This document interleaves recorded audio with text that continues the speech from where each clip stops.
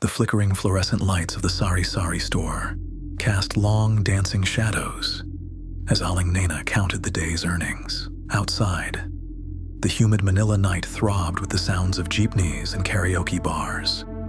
It was just another ordinary evening in the city, or so she thought. A young boy, no older than 10, approached the counter, his eyes wide and pleading. "Aling Nena," he whispered, his voice trembling.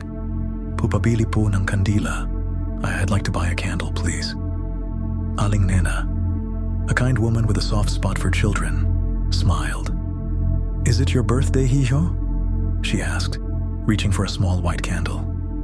The boy shook his head, his gaze fixed on something beyond her shoulder. "Hindi po. Para po sa nuno sa punso." "No, ma'am.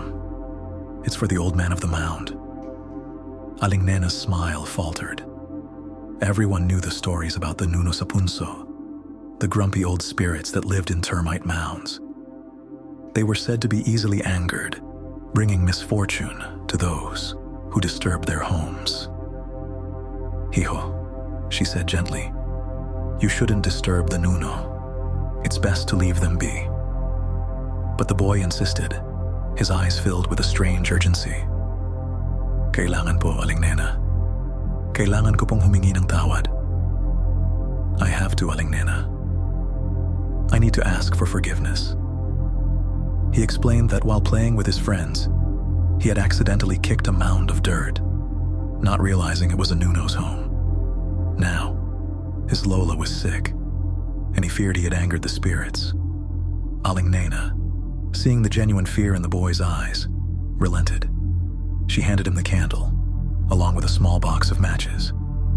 "Be careful, hijo," she warned, "and be respectful." The boy nodded solemnly and disappeared into the night. Later that week, Aling Nena saw the boy again. He was beaming, a stark contrast to the fear that had gripped him before. "Aling Nena," he exclaimed. "Gumaling na po si Lola." "Aling Nena, my grandmother is healed." He explained that he had gone to the mound, lit the candle, and offered a sincere apology to the nuno. That night, his Lola's fever broke, and she was now recovering quickly. Aling Nena, though still skeptical, couldn't deny the joy in the boy's face.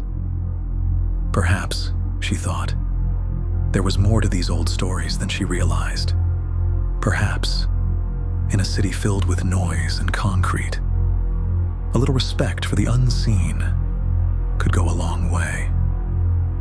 From that day on, Aling Nena always kept a box of candles by the counter, a silent acknowledgement of the spirits that might be watching, waiting for a small offering of light and respect.